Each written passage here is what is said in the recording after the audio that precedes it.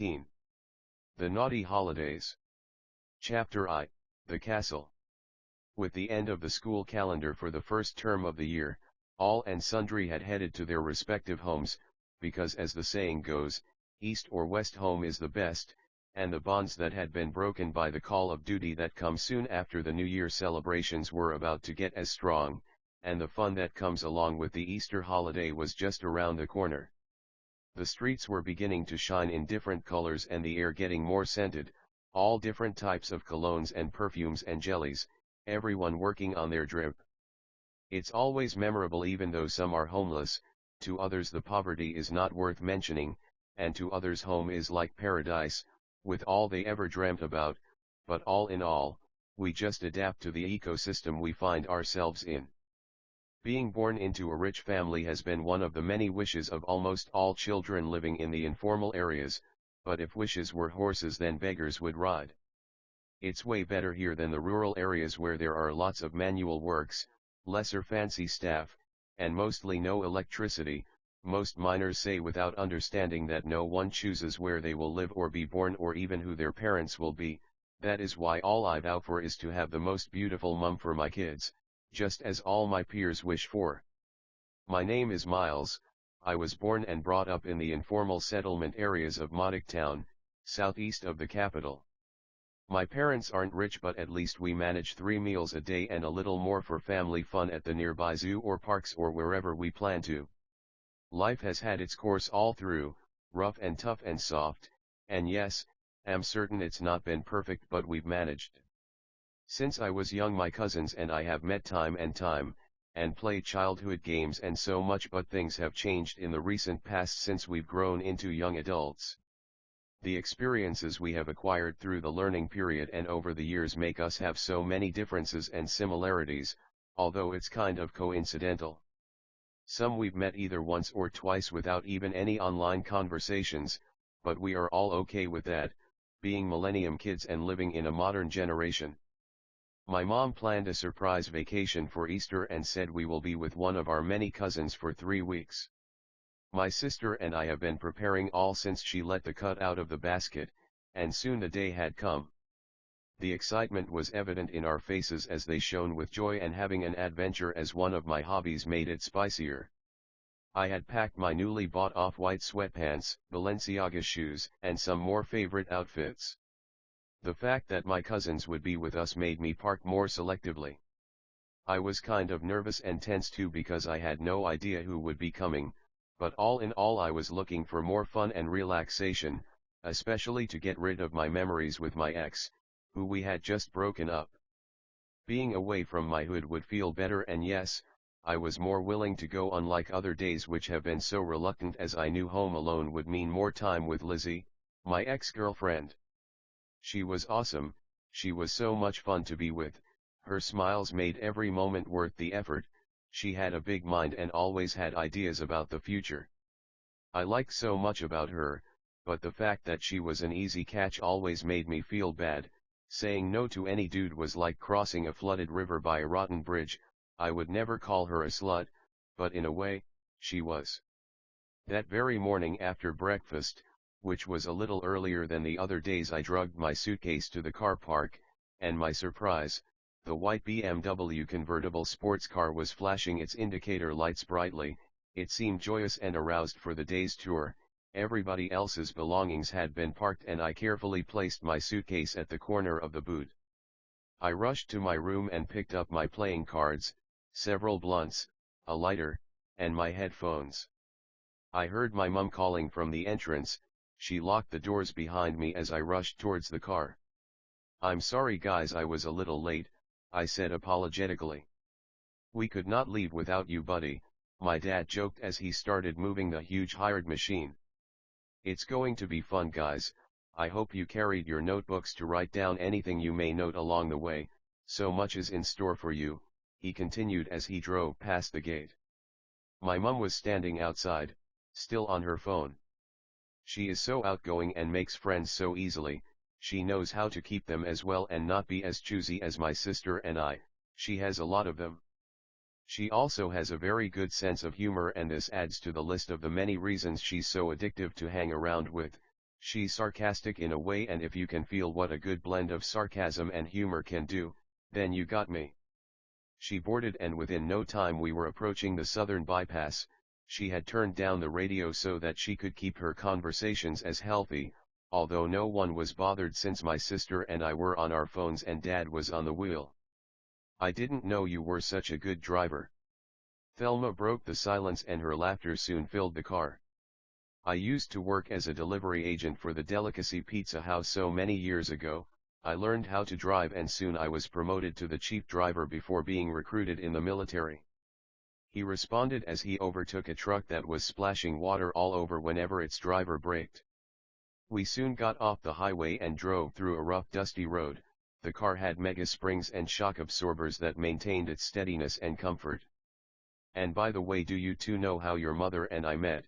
he asked smilingly. "No, please get us in the light, Daddy," Thelma and I shouted at once, showing great anticipation for the story. "It's back in the 90s when I still worked for the Delicacy Pizza House, and she was a university student. They used to order lots of pizzas almost every day. She was always so jovial whenever I took their delicacy. She was the prettiest of them all, and after several deliveries, I asked her out. To me it seemed so obvious, but not all clouds cry rain. She turned down my request. She told me that it's not always that easy as she flipped her figure away. I stood there for like a minute, my feet dug to the ground and my tongue tied, and 1,000 thoughts in my mind. The heavy raindrops that fell as the clouds gathered for a downpour got me to my senses, and I hurriedly rushed to the truck and drove away.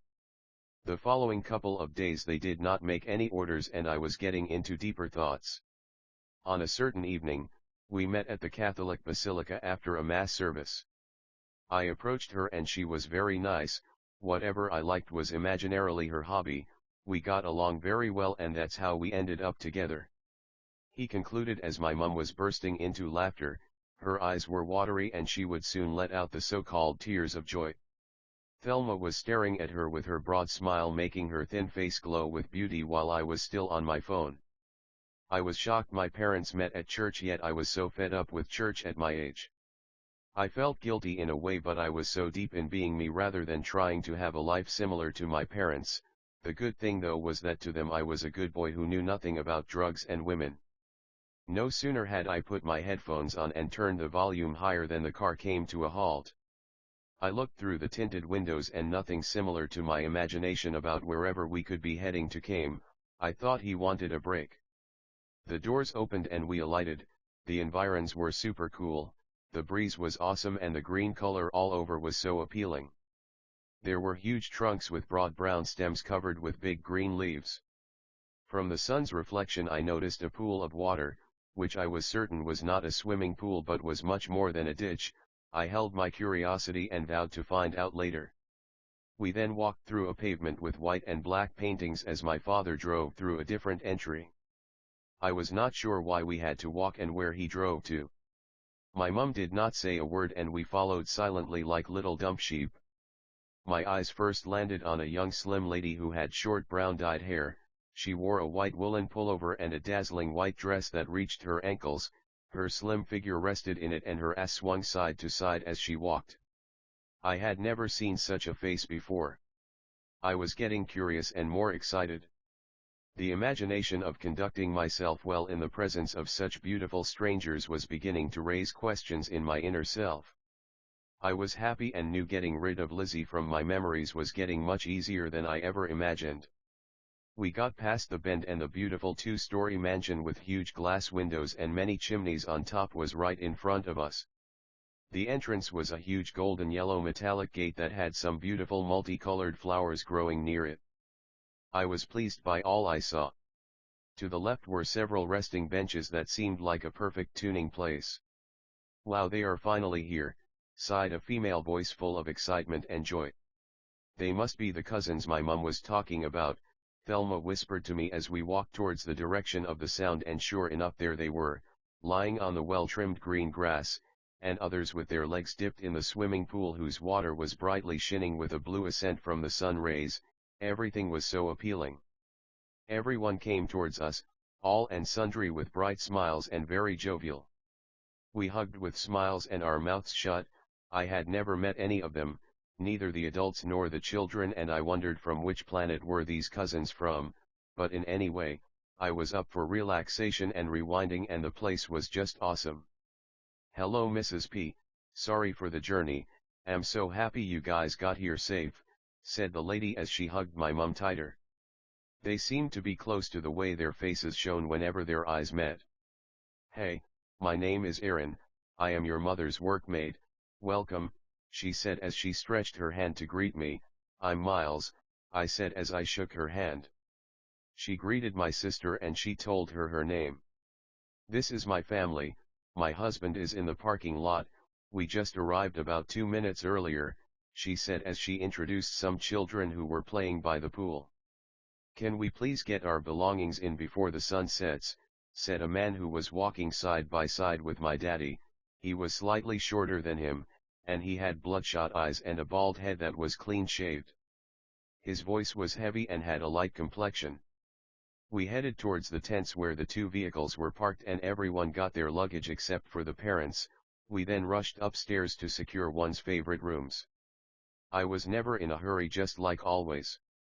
I got upstairs after everyone else and met a lady standing by the staircase. I said hi and passed by to look for a suitable room when she asked if I could wait for a while. She said that her name was Miranda, she had just graduated from high school the previous year and she was in love with nature, adventure, and exploration. She said having fun was her ultimate goal and apologized for talking too much about what I had not asked. I told her my name and promised to find some time so that we could know each other more deeply. Just before I could make a move, she asked if she could help me find a room, which I was very much okay with. "Here, I'm sure you will like this," she said as she opened the door. It was a big room that looked just like a nature archive. Everything was just so natural, from the wooden floor tiles to the drawings hanging on the walls. "You must have done this so selectively for me," I teased as I raised my eyebrows. She had been staring at me all through as I opened the closets, looked through the window, and all that, but I pretended to be so busy. She smiled all through without saying a word. "Thank you, Miranda," I said as I sat on the well-spread bed. "Anytime, handsome," she said as she moved out. I lay there for a while before gathering some strength to arrange my stuff in the spacious room. I was just about to open my suitcase when my phone began to beep. It was my mum asking me to help her get her things to their room. I hurried downstairs, and as soon as I was at the entrance, the slim lady I had seen earlier was lined by the wall, singing in a low tone. At first, I thought she was crying and went by to inquire about it. "Hello, is everything okay?" I asked as I stood behind her. She turned with a grin filling her slender shiny face. "I'm fine, just passing time around here. I love the evening Sunday," she said with a soft low tone that I found so interesting to listen to that I did not note when she had stopped speaking. "Hey, is everything all right?" she asked, touching me by the shoulders. "Oh yes, I'm doing well, I just wanted to say hi," I said smilingly. "My name is Miles, maybe I'll see you around later, for now, I have some little task," I said while ready to make a move, but of course, I expected her to say her name, which she did in about a second or so. "My name is Aspen and I'm sure we'll get some more interactions later," she said happily as she stretched her hand for a handshake. I gave out mine to meet hers and the touch of her hand sent chills down my spine. It's not that I was afraid or I had problems talking to girls, but I didn't know why. Her hand was so soft and mildly cold, probably because she had been outside for quite some time. I looked at her from head to toe and she looked amazing in that white outfit. Her soft skin filled her slender body and her curves extruded beautifully, with a notable ass and medium-sized boobs. Her cleavage was perfect and maybe I should say kind of magnetic to my eyes, for they stuck there for a little longer. She was beautiful, very beautiful indeed. "Miles," she called out as I started walking towards the car park. I was just confirming if that was really what my ears heard. "Sometimes they play games on me," she said, chuckling.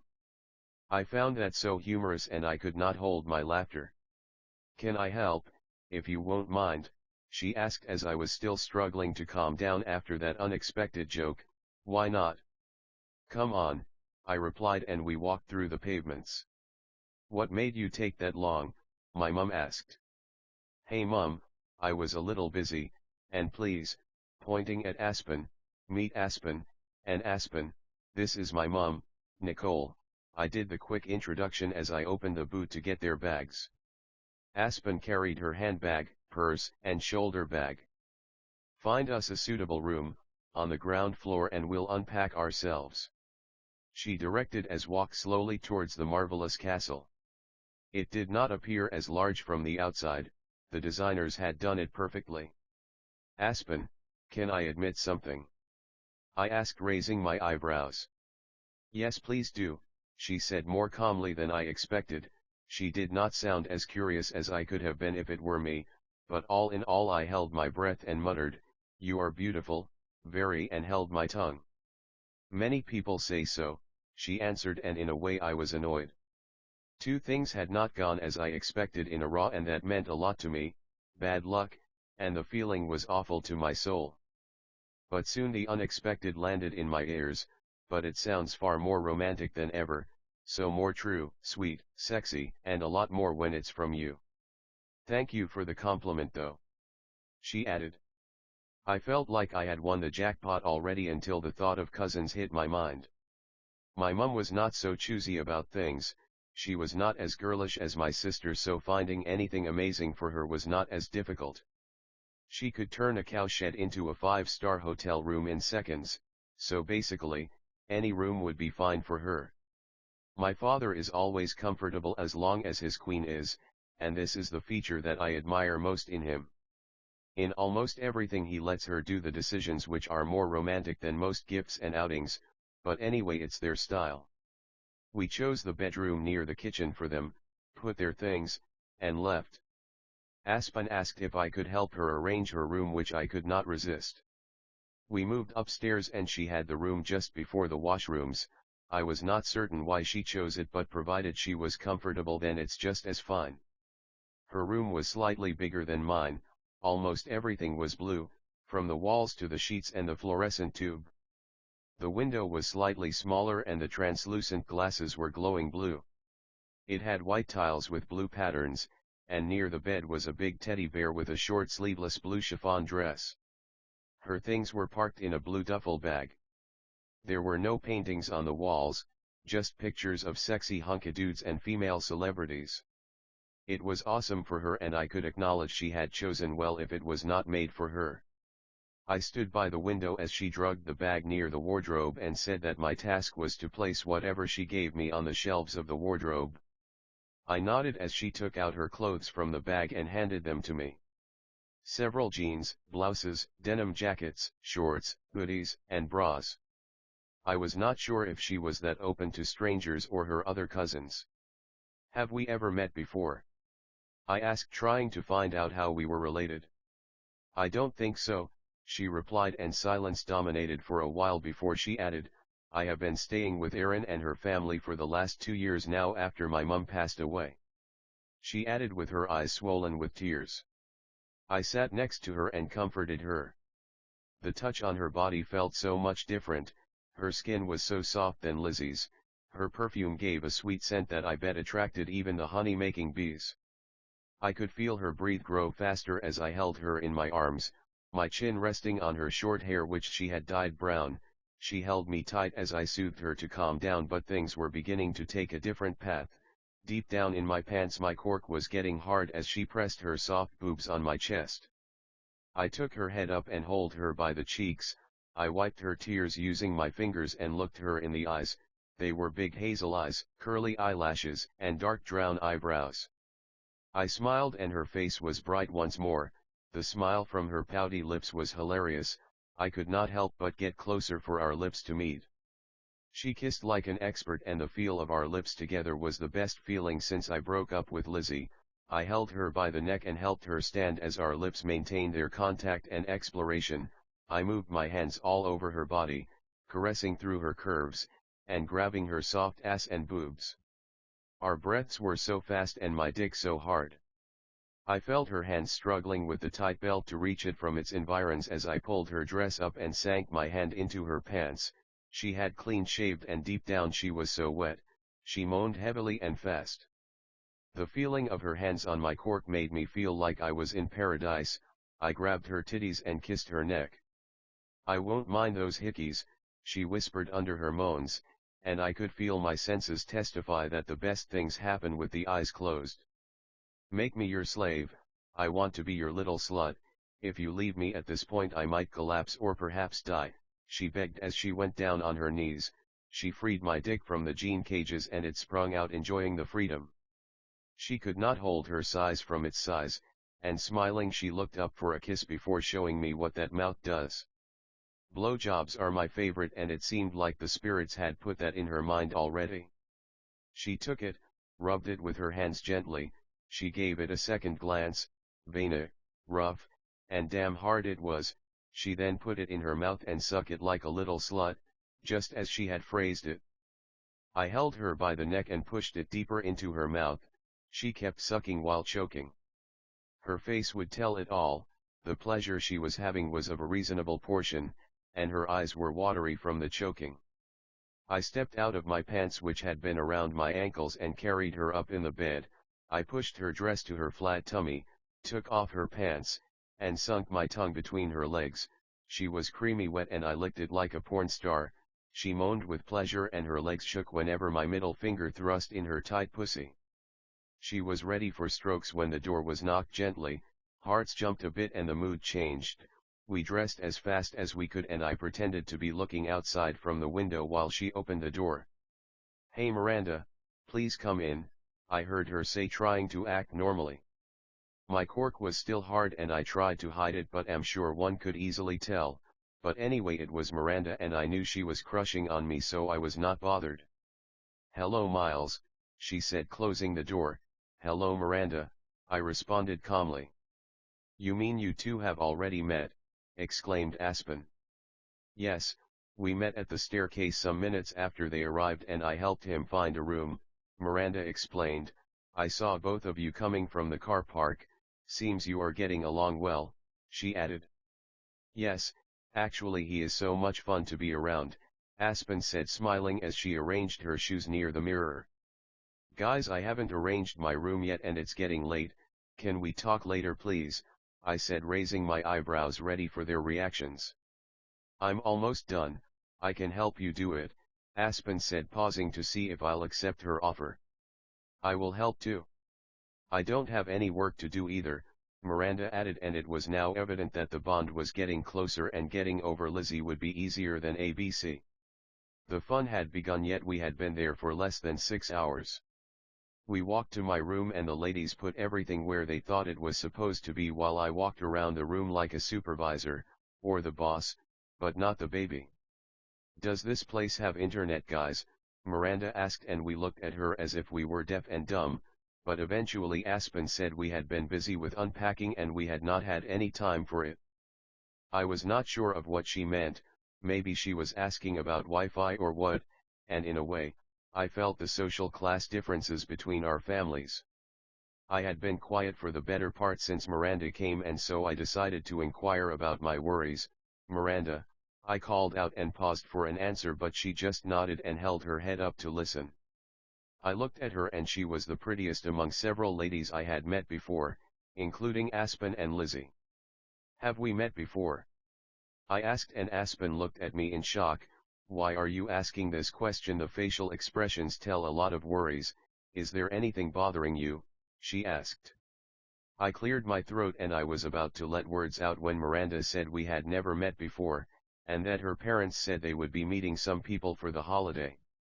"Thank you, Miranda," I said, trying to evaluate whether there were any similarities in physics between Miranda and any relatives I had met before, from both my mama's side and my dad's. "I need to check out on the children, guys. I'll see you later," Aspen said as she reached for the doorknob. "Okay, see you Aspen," we said in unison just before she left. "Hey Miles, why can't we go and see my room?" Miranda asked as she took my hand and dragging me towards the door. I smiled without a word and headed to the room just opposite the one she had chosen for me. She turned the knob and opened the rich, dark wooden door to her room. Whatever lay beyond the door was captivating, it was all she'd ever dreamed of. The walls were painted a soft pastel pink color, her favorite. It had a large dresser, cream and chocolate brown. She figured in it she could fit even 2 lifetimes of her belongings. And the bed, ooh, that bed, she dropped her bags and fell back on it, it was blissful. She could lay on that bed forever and a day. It was a king-size bed, with soft pink-colored quilts and 2 fluffy throw pillows in nude. Miranda rose to look through her window, which had royal blue drapes that had been drawn back, and the view was eye candy. She saw the lawn and beyond it was a field of lush green grass that stretched beyond what her eyes could see. There was also an orchid to the far left and in it were yellow roses that were already in bloom, and white lilies. Coupled with the fresh and cool afternoon breeze that was much of a relief, as a result of the humid air from the sweltering sun, the atmosphere was serene. Miranda was floating in bliss. She was glad she had packed her best clothes and some of her pretty dresses for this trip. With the right dress and a touch of makeup coupled with her flirtatious smile, she was confident she could win over anyone who had caught her eye, and I could tell it all from her eyes. She was ever staring at me from time to time. Speaking of that, she was trying her level best to show a taste of her charm and prowess. Her room was magnificent and honestly, the beholder in her was damn serious. She knew how to choose, and the plus or minus 1 error of the mathematicians was an unheard thing to her, absolutely perfect. This cousin thing is a huge temptation, and soon we'll be doing any known cleansing rituals because taboos will be broken, I said under my breath as Miranda swung her body from corner to corner, in a manner that I found so seductive. Things were beginning to get out of hand, but fortunately she said, "I need to bath, you can wait here for a while if you won't mind." I nodded as I leaned on the wall, my first finger reaching for the fingerprint sensor in my phone. "Selfie please, selfie Miles," Miranda shouted as she took her selfie stick from the sides of her suitcase. The pictures were lit and she looked amazing. "How many followers do you have?" I asked with my eyebrows raised. "Not so many, the last time I checked they were only 6.5K, she said as she moved towards her closets. I did not say a word, although it sounded so sarcastic and ironic, especially with the fact that I had barely 200 followers. "Are you sure I'm not disturbing? I think it will be better if I left for a while so that you can take your time to bath and dress and whatever," I inquired. "No, not at all," she said while unzipping her blouse. I was not sure what to do, where to look and what I felt. I was getting confused and becoming restless. I chose to look by the window and soon I heard her bang the bathroom door and felt relieved in many ways. I composed myself and adjusted the position of my cork just in case things got that deep. Miranda had a quick hot shower, then she combed her thick jet black hair that fell just below her back and oiled her baby soft skin. She put on a fitting white t-shirt with a deep V neckline, and a gray and white pleated skirt that fell mid-thigh. She had her black leather thigh-high boots to go with them. On her face, she used a mauve blush on her cheeks, a blue eye pencil to draw lines around her eyes, and a brown eye pencil to draw her eyebrows. With her pink and sea blue eyeshadow, and mascara, she achieved the smoky eye effect. Miranda dabbed her sweet-scented perfume on her neck, her cleavage, and her wrist. She was stunningly beautiful. I lay on the bed and all my mind was on my phone and not paying much attention to whatever Miranda was saying, and before I could take note of her movements and deeds, she was in front of me, a live hand tracing my buttons along my chest, moving down my stomach to reach my crotch. She locked eyes with me before getting on her knees and opening my legs. "Hey, I bet you'd like to know what this mouth does," she said in a sultry voice, winking at me. "Yeah, sure," I said without even much concern about what she was up to. "May your wish be granted, your horniness," she said before unzipping my pants and reaching for my cork, which rose with the feel of her hands around my waist. "Fuck. Miles, your dick is so huge, rough, and veiny, and damn cool. It makes me feel heartbeats in my pussy, but oh my, she sighed, staring at my D and teasing it with her hands. She kissed it and looked at me giggling. I grunted, clenched my jaw, and dug my nails hard into my palm as she sucked it. I was getting nervous. She did it like a professional, and I could feel every inch of my meat aroused. I could not hold my hands anymore, and I grabbed her cherries, squeezed and teased them. I could feel the angels sing as she let out moans. Deep inside I was yearning to reach for her clit, but my position could not allow me. Her lips, tongue, and teeth were everywhere, on my sack, nibbling, teasing, and slurping. All way far beyond what I had ever come across. Comparing her with Lizzie would be like an insult. She was a real slut in bed and a pure angel in the streets. I pulled her hair and pushed down her head, making her swallow the whole me. She choked, but I wouldn't let her go. I hit deeper and I could feel her struggling to breathe. I pulled her head up and down faster. Our breaths had grown too fast, and yes, everyone felt the pleasure. The feel of her long manicured fingers on my balls sent me to the moon and back. All things she did had magical speculation over my nerves. Hey, you little mofo, you must be the hell in the scriptures, like WTF are you so hot? I'm a melt, I whispered under my breath, but loud enough for her to catch the words.